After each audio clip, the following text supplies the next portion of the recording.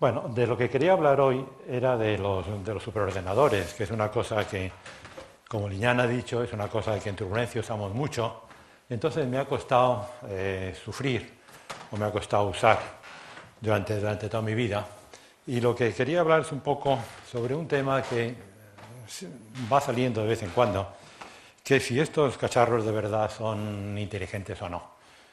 Cada vez son más grandes, eso que veis al fondo es un superordenador, es el ordenador Mare Nostrum, que está en Barcelona, es del Centro Nacional de Supercomputación. Está en una iglesia, como veréis, es un sitio bastante bonito. Vamos, era el sitio más grande que tenían en la universidad. Es una iglesia que ya no es una iglesia, claro, pero tenían la capilla esta y entonces lo usaron para poner el ordenador este, que son grandes, en general estas cosas son grandes. Entonces, en el fondo lo que quiero hablar es esto. Los ordenadores estos son inteligencia artificial o no. Cuando estas cosas se empezaron a hacer, estas cosas se llamaban cerebros electrónicos. Y siempre está un poco en el fondo de la mente de la gente que los usa y de la gente que los hace, si de verdad está generando cerebros o no. Y eso es lo que quiero hablar un poquito. Esto es una historia de algo que ha pasado durante el siglo XX, como tantos avances tecnológicos o científicos, y empieza aquí, empieza con esta máquina, que era una cosa que se llamaba el ENIAC 1, que era el superordenador de la época. Un superordenador no es más que el ordenador más grande, o uno de los ordenadores más grandes que hay en el mundo en ese momento. Entonces el concepto va cambiando, claro. Este trasto que veis aquí, era una cosa ni siquiera electrónica del todo, tenía mucho relé, tenía mucha parte mecánica. Hacía 385 flops, un flop es una operación de coma flotante por segundo, es decir, en el fondo es una multiplicación por segundo. Eso, claro, era mucho más de lo que se podía hacer a mano, ¿sí? Pero visto desde el punto de vista de hoy es muy pequeño. Ocupaba un edificio, costó muchos millones de dólares y costaba muchísimo de correr, ¿no? Como toda esta historia que empieza ahora tiene una prehistoria, entonces cuando uno mira el concepto de calculador o calculadora en un diccionario español antiguo o inglés también antiguo, un calculador era alguien, era una persona que hacía cálculos. Y es que durante mucho tiempo los cálculos se hicieron así. Uno tenía que hacer algo, entonces se lo daba a alguien que lo hacía. En español quizá llamamos esta cosa calculadora porque aparentemente la gente que hacía esto eran más que nada mujeres, que se suponía que eran más constantes o que se distraían menos o una cosa así, ¿no? Entonces esto, claro, se puede hacer de uno en uno, pero enseguida alguien pensó que se podía hacer de muchos en muchos y que entonces quizás se podían hacer cosas mejores. Hay un señor que era este hombre, Richardson. Richardson era un matemático, meteorólogo y sabio así en general, que vivió en los primeros años del siglo XX. Bueno, en el fondo murió en el año 50, creo. Vamos, estaba activo pues eso, en los años 10, en los años 20. Y como era un meteorólogo, lo que se le ocurrió es que tenía que haber una forma de calcular el tiempo, de predecir numéricamente el tiempo. Es una cosa que ahora nos resulta muy útil, vamos, muy lógica, pero que antes pues, no se podía hacer, ¿no? Claro, en el momento aquel no había ordenadores electrónicos y entonces el hombre lo que pensó es cómo hacerlo a mano. Y pensó en una cosa que no es que pintase esto, pero sí que lo describe en un libro. Hay un ejército de gente que son los que están aquí. ¿No veis? Aquí se ve gente que son los calculadores y cada uno tiene un cachito del mundo. Hay uno de estos que tiene Madrid, por ejemplo. Entonces pues recoge datos que le vienen de Segovia, de Toledo, de Ávila, y no sé, sitios de estos, ¿no? Aquí, con los datos que vienen por aquí, hace algo, calcula una cierta serie de cosas y cuando acaba se lo pasa al de al lado, ¿no? Y aquí hay una serie, el tío lo montó como una especie como de ejército, en el cual pues estaban los calculadores, había unos cabos, unos sargentos, y aquí arriba estaba un señor que era el que con este rayito de luz que sale por ahí, pues decidía que ahora quería saber lo que pasaba en Colorado, por ejemplo, ¿no? Esto, como es lógico, nunca se hizo, pero sí que intentó hacerlo a escala más pequeña y no funcionó por falta de potencia de cálculo. Es decir, el cálculo se hizo, pero no predijo el tiempo porque faltaban puntos. Como veremos después, las cosas que se hacen ahora, esto se hace con billones de puntos y este hombre pues, no podía hacerlo más que con 100. Entonces, obviamente, con eso no cubría la Tierra y aquello no funcionó. Pero ahí estaba la idea. Ahí estaba la idea. Es un libro bastante bonito, más que nada. El hombre Richardson era un hombre muy fértil que inventaba muchas cosas raras. En general, fue uno de los primeros hombres que habló de fractales, que igual le suena, ¿no? En general estaban demasiado avanzadas para la época y entonces no le funcionó casi ninguna, pero cuando uno las lee ahora piensa que este hombre inventó muchas cosas. En turbulencia le debemos muchas cosas, ¿no? Bueno, entonces esto es la prehistoria. Cuando llegamos a la historia, al ENIAC que he puesto antes, pues claro, sin más que mirar el año, se ve que el ENIAC no estaba hecho con buena intención, estaba hecho para hacer armas y las primeras cosas que se usaron fue para calcular la bomba de hidrógeno. Llegó tarde para la bomba atómica, esa la hicieron más que nada a mano, pero la bomba de hidrógeno ya no. Y fue uno de los culpables, responsables, como se quiera llamar, de que la bomba de hidrógeno estallase, ¿no? Y cómo lo usaron y para qué lo usaron es instructivo desde el punto de vista de lo que luego veremos de cómo se usan estas cosas. Lo que había que calcular en ese caso era la reacción en cadena, que es cómo funcionan estas bombas, ¿no? La idea es que uno tiene una serie de átomos de uranio, ¿no? Suelta un neutrón, el neutrón tiene una probabilidad de romper el átomo o no romperlo. Si lo rompe, pues entonces esto genera 2 o 3 neutrones nuevos que tienen una cierta probabilidad de romper otros átomos. Y lo que hay que ver es si la reacción esta se amplifica o muere. Si se amplifica, explota; si muere, pues no pasa nada, ¿no? Y esto pues se puede estimar más o menos lo que va a pasar, pero si uno quiere hacerlo en una cosa que tiene una cierta forma, pues no es fácil de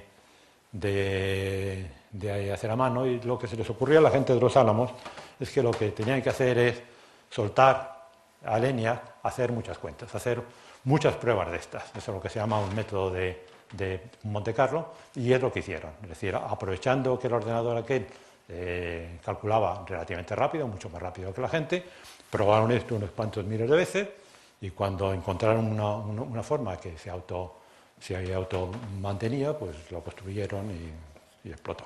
¿Sí? Luego, como aquello funcionó, a la gente le gustó la idea y ha ido haciendo ordenadores más rápidos cada vez. Esto que hay aquí es un gráfico de la velocidad de los ordenadores en función de los años. El ENIAC que está aquí, cada una de estas marquitas es un factor de 1000. Entonces estos son, pues eso, unas 1000 multiplicaciones por segundo, 1.000.000, 1.000.000, no sé cómo se llama esto, 1.000.000.000. Y ahora andamos por aquí más o menos, esto es lo único. Entonces, si vemos cómo funciona la lista, esta es la lista del ordenador más rápido en ese año, pues dependiendo si nos fiamos de esta línea de regresión o de esta, que aquí hubo un cambio de cómo se hacen las cosas, ¿no? Entonces, pues obviamente cambió la pendiente esta.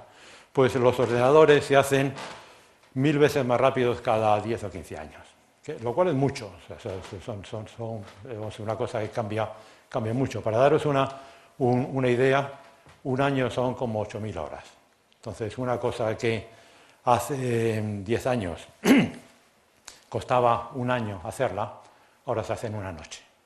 Entonces eso cambia completamente el concepto de lo que uno piensa que puede hacer o no. Eso invierte un estudiante durante un año o se lo deja andando en la oficina por la noche y cuando vuelve pues está hecho, ¿no?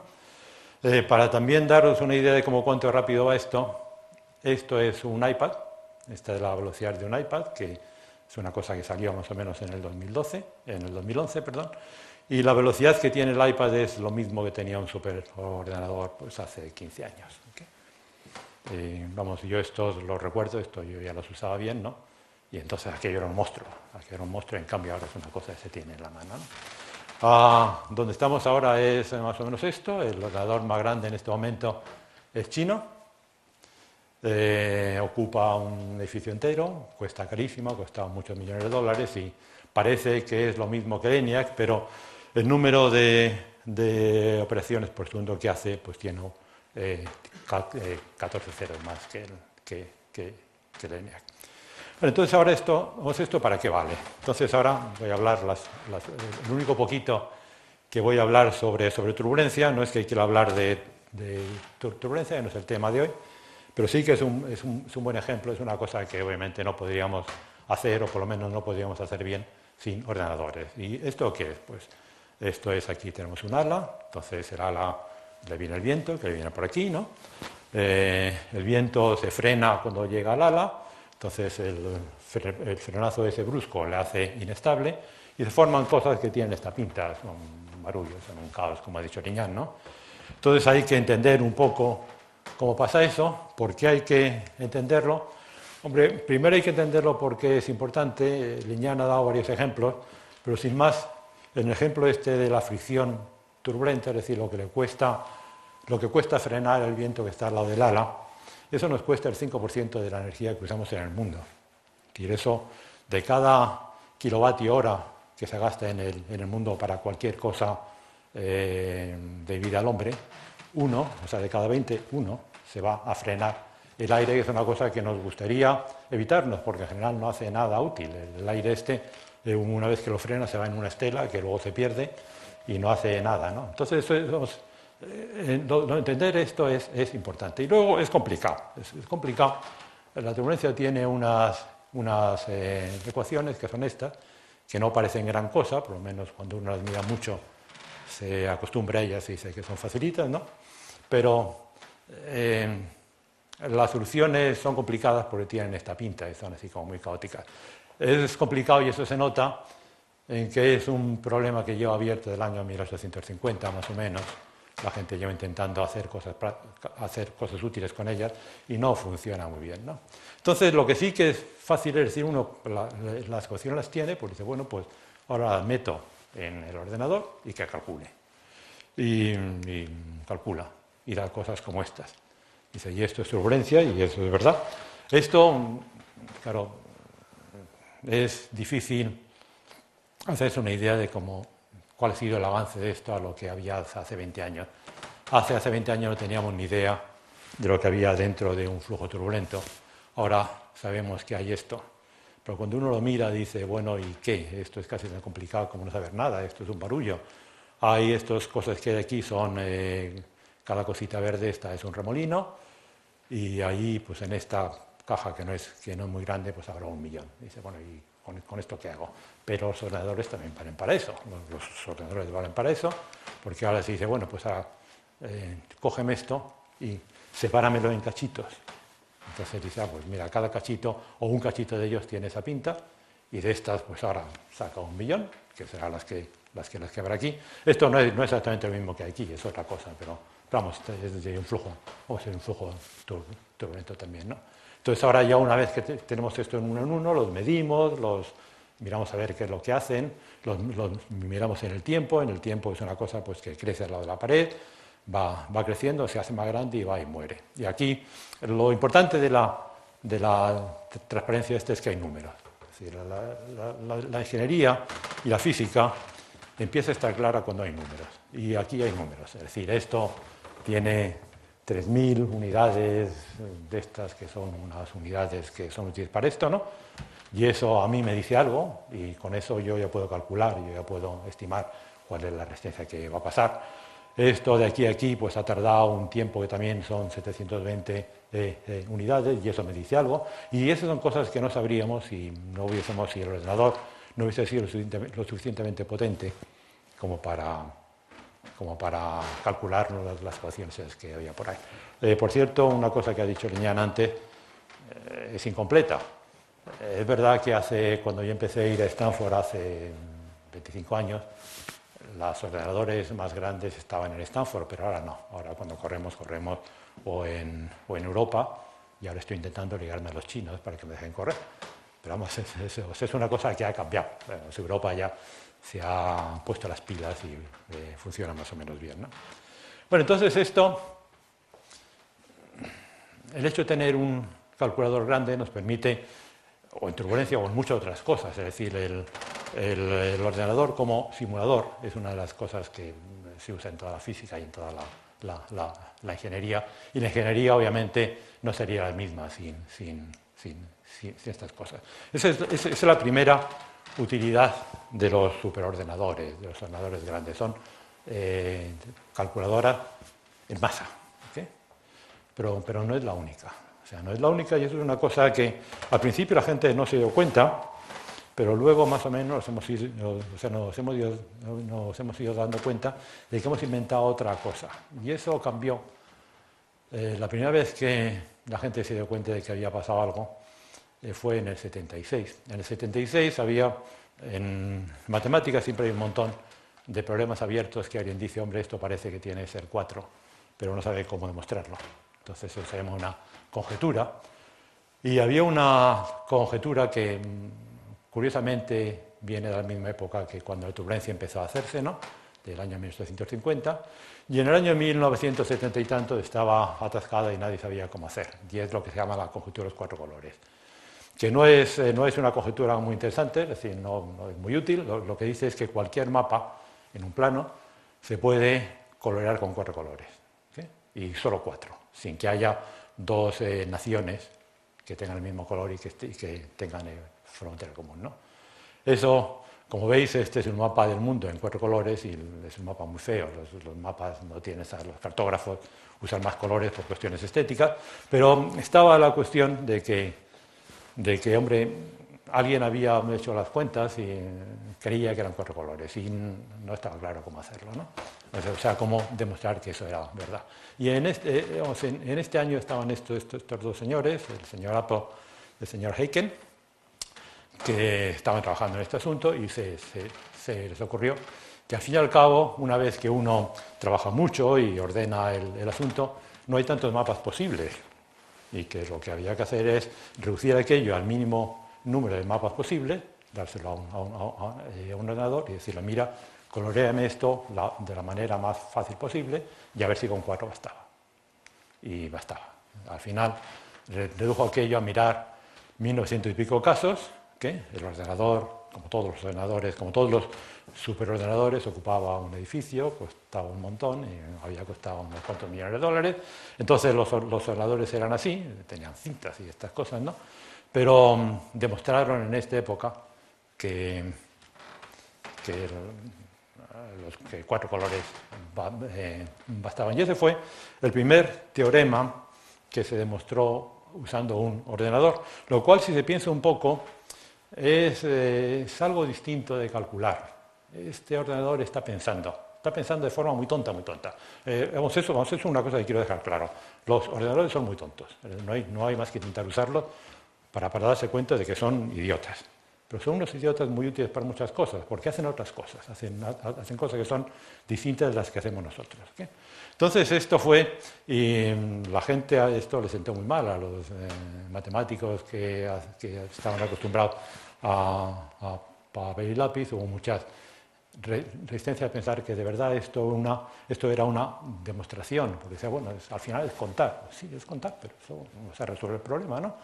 Y al final esto se ha ido convirtiendo en una industria. Ahora los ordenadores saben resolver teoremas o por lo menos comprobar conjeturas.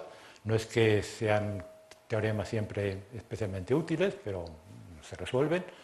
Empieza en el 76 con el tema de los 4 colores. En el 88, entre medias hay más cosas. Estos no son los únicos. He elegido 3 para no meter más cosas, ¿no? En el 88 resolvió el juego este que seguro que habrán visto en las tiendas, es un juego de niños, que es el 4 en raya. Lo que se trata es hay dos personas que juegan y uno intenta poner 4 en raya y otro intenta que no lo ponga. Y lo que se mostró en el 88, también a base de probar muchos casos, es que si lo hace bien, el primer jugador siempre puede hacer que gane. Una cosa mucho más antigua, quizá mucho más obvia, pero que tampoco estaba hecha, y esa es un poco más útil, es lo que se llama la conjetura de Kepler, que estaba atascada del año 1600 y pico. Este Kepler es el mismo Kepler de los 2 planetas, ¿no? Y que es en el fondo que la manera óptima de empaquetar naranjas es la manera que uno se le ocurre. Uno pone una fila de naranjas, en el hueco de esa fila pone otra fila, pone luego otra fila y después pone una capa en el hueco, estas cosas. Eso es la forma más densa posible, eso es una cosa que no estaba demostrada y no estaba claro que fuera verdad. Y esto es un poco más útil, porque aparte naranjas son átomos y entonces tiene que ver con qué materiales pueden hacerse, cuál es el material más denso que puede hacerse y muchas de esto. Y en el 98 pues también usando una enumeración, pues eso salió. Después he puesto un par de ejemplos que son más a mano, ¿no? Y que también los dos han sido muy caros. Uno es el cubo de Rubik, ¿no? El cubo de Rubik. Yo no he sido nunca capaz de hacer el cubo de Rubik, pero los niños lo hacen muy bien, ¿no? Y la cuestión está cuál es el número mínimo de movimientos que hace falta para hacer el cubo de Rubik. Son 20. Son 20, pero son esas cosas que costó. El cubo de Rubik se hizo comercial en el año 80, 81, y desde entonces han estado intentando averiguar cuál es el mínimo número de movimientos que hace falta para hacer el cubo de Rubik, que es una cosa que aparte se llama el número de Dios, porque es, bueno, usted lo hace, pero si Dios lo hiciera, seguro lo hacía más rápido. 20. ¿Sí? Y eso es una cosa pues que al final se redujo a mirar 55 millones de casos y usó 300.000 horas de CPU, que estas cosas empiezan ya a ser caras, ¿no? Pero al final se hicieron y esto pasó hace 4 o 5 años, ¿no? Y otro quizá más tonto aún, que es cuántas pistas hacen falta para un sudoku. ¿Cuál es el mínimo número de números que hace falta para que un sudoku pueda hacerse? Y son 17. Y eso recuerdo y eso lo hizo un hombre en Irlanda hace 3 años. Recuerdo que estaba yo en el comité en el que pidió tiempo de máquina. No se lo dimos porque dijimos, eso está muy bien, pero el hombre quería 7 millones de horas de CPU. La cuenta que hacen los centros de cálculo es que cada hora de CPU cuesta como 10 céntimos, con lo cual este hombre estaba pidiendo casi 1 millón de euros para esto. En el momento en que no lo consiguió, pero luego se fue a Google que tiene mucho dinero, le dijo, bueno, pues yo te doy tiempo, y lo corrió y son 17. ¿Sí? Si ustedes miran lo que he ido contando, lo que parece es que los teoremas cada vez deben ser más fáciles, porque cada vez se hacen cosas más tontas, o sea, cosas que parecen menos útiles. Hasta el punto de que mientras estaba preparando esta charla, encontré una página web, la página web de una compañía que es escocesa y que la han montado un par de estudiantes, que te genera un teorema nuevo con tu nombre y te lo genera por 15 libras. Con lo cual es obvio que tienen un PC un poco grande, se ha alimentado una máquina de teoremas, entonces no es que demuestren uno, es que te lo inventan. Vi unos cuantos ejemplos, son cosas muy tontas, pero ellos te garantizan que son nuevos y que están bien. Y lo ponen tu nombre. Si uno quiere, este señor es Pitágoras, si uno quiere que aparte del teorema de Pitágoras exista el teorema de López Fernández, pues les paga 15 libras y te dan una cosita así, en el que ahí pone teorema de López Fernández y aquí pone el teorema. Y aparte hay un link a una página web que explican de qué va aquello, porque cuando lo ponen ahí dentro no se suele entender muy bien, ¿no? Bueno, entonces, ¿qué es esto? Pues los ordenadores no son solamente ya supercalculadores, sino son supermáquinas de lógica.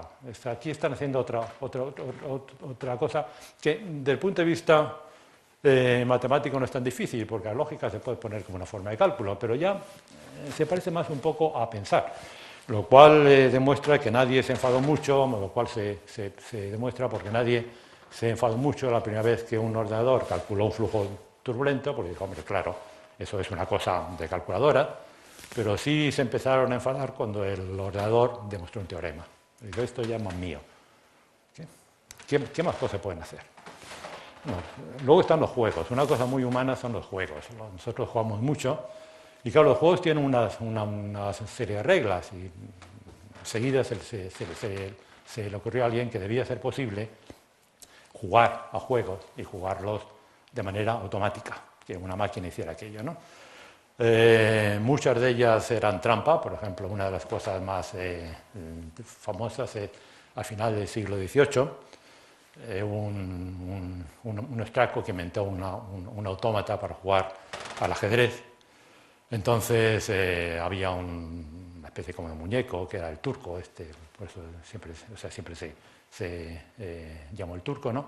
Que movía las piezas y uno movía las piezas y entonces el turco movía y a veces ganaba y otras veces no. Y se cuenta que este hombre jugó contra Napoleón y contra, no sé, gente de esta, ¿no? Y cuando abrían, pues te enseñaban todas estas cosas que parecía como si estuvieran haciendo algo. Lo que no te enseñaba es aquí donde estaba guardado el señor, que era el que movía las piezas. ¿Sí? Había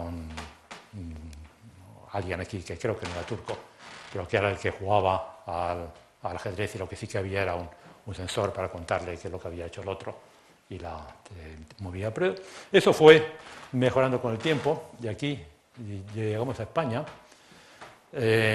Uno de nuestros inventores más ilustres fue el señor Torres Quevedo, que fue miembro de esta academia, presidente incluso de esta academia. Es este señor grande que hay aquí, era un hombre inmenso, así con mucha barba y con mucha pinta de sabio, y que era muy sabio. Y el hombre que inventaba máquinas. Y inventó un robot que jugaba al ajedrez y que es verdad, jugaba bien. Y estas máquinas aún existen.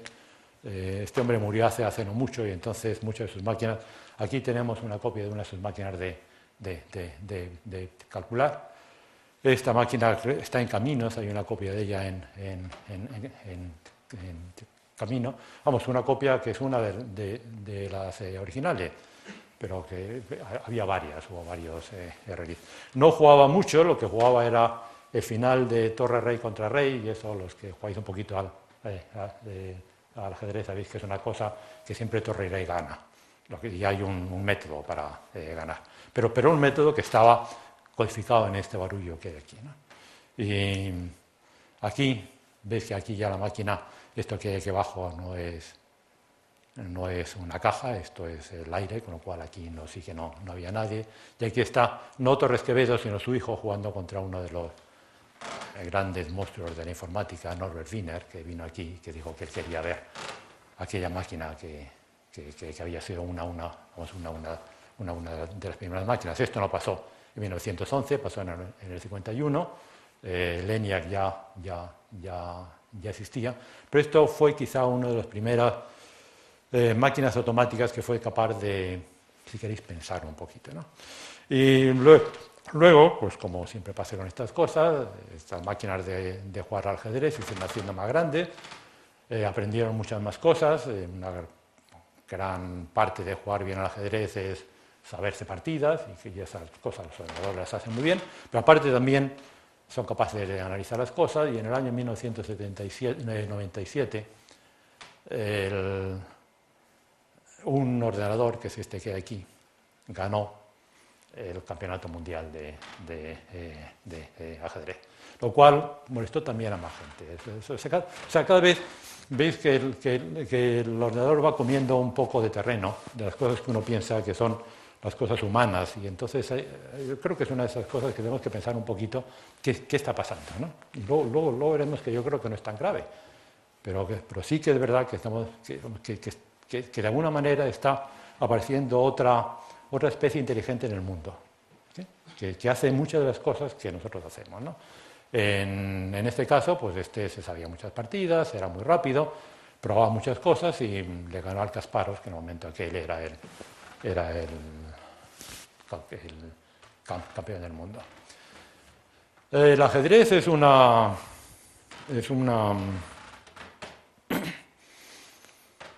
juego con reglas muy claras, con lo cual es una cosa que parece que está hecha a posta para que un ordenador la juegue, y en el fondo pues se ve que la juega, ¿no? El siguiente paso fue este señor, Watson. Watson fue una de estas... la máquina esta que ganó Kasparov era una máquina de IBM, y IBM se ve que le gusta, tiene una parte de IBM que le gusta hacer estas cosas que en el fondo son anuncios, es decir, voy a demostrar que las computadoras son capaces de hacer esto. Entonces,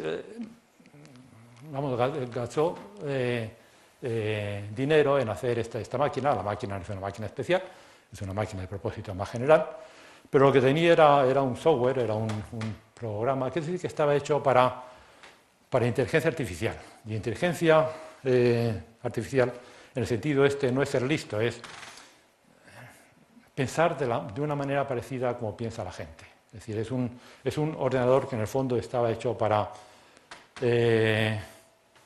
aproximar la manera de pensar de la gente. Eso pues tiene sus reglas y también hay estas cosas, con lo cual uno puede pensar puede pensar en este bicho pensando en estas cosas aquí. Y al final, pues cuando quisieron probarlo, lo que mandaron fue a la televisión, a un concurso de pistas de estos, ¿no? ¿Sí? Que es una cosa que se llama Jeopardy, que es una de estas cosas que a los americanos les gustan mucho, es uno de estos de los programas estos que llevan mucho tiempo, y que es uno de estos programas en que te dan la respuesta y tú tienes que poner la pregunta. Estas cosas, verde con asas, ¿qué es? ¿Qué es una jarra? ¿No? Estas cosas, ¿no? Y entonces, es una cosa que es complicada y, vamos, se ve que es complicada porque a esto son las primeras apuestas. Watson, que es como se llama esta máquina, ganó. Ganó a estos dos señores que habían sido ante los dos campeones del concurso este, y se llevó $1 millón. Y claro, cualquier cosa que lleva, o sea, que tiene un premio de $1 millón, es una cosa que es complicada, y aparte, esta sí que es complicada desde el punto de vista humano, porque muchas de las respuestas son de estas cosas que son trampas, que son un chiste. Entonces, este es un ordenador que en el fondo tiene un cierto sentido del humor. ¿Okay? Con lo cual andamos un poquito más. Son supercalculadoras, superlógica, superjugadores. ¿Okay? Pero hasta ahora no hemos hecho nada que sea original. Es decir, ningún ordenador ha inventado nada realmente nuevo. Es decir, lo que hace es hacer cosas que los hombres hemos hecho durante mucho tiempo, los hombres o las mujeres, claro, por supuesto, y las hacen más rápido, y aparte cuando aprenden, pues las hacen mejor.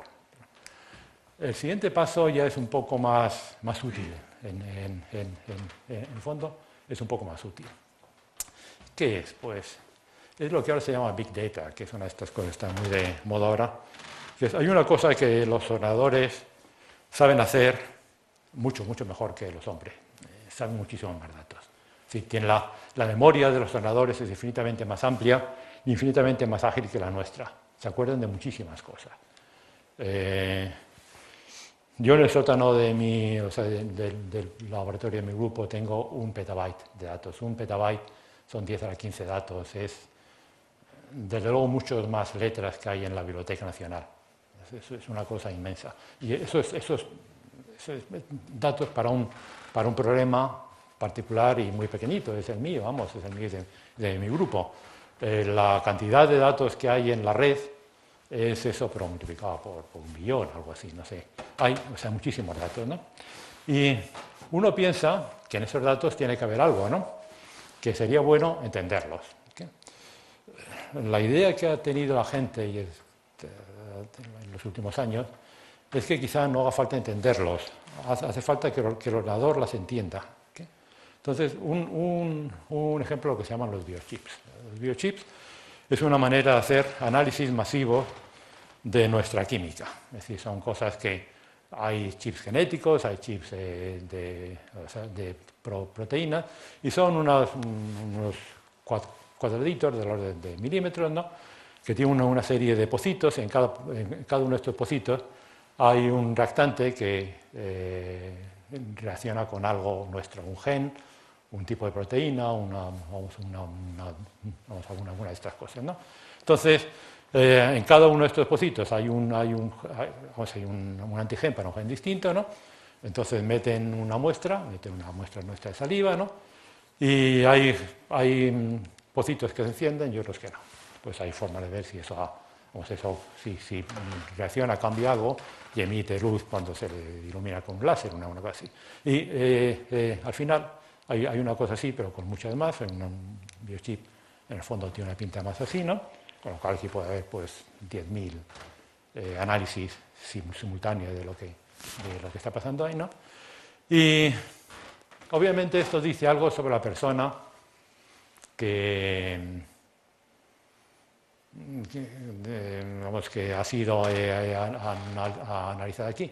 Lo que pasa es que no está claro, porque estas proteínas o estos genes seguro que son algo, pero para eso habría que entender mucho mejor la química, la bioquímica, que no entendemos aún tan bien.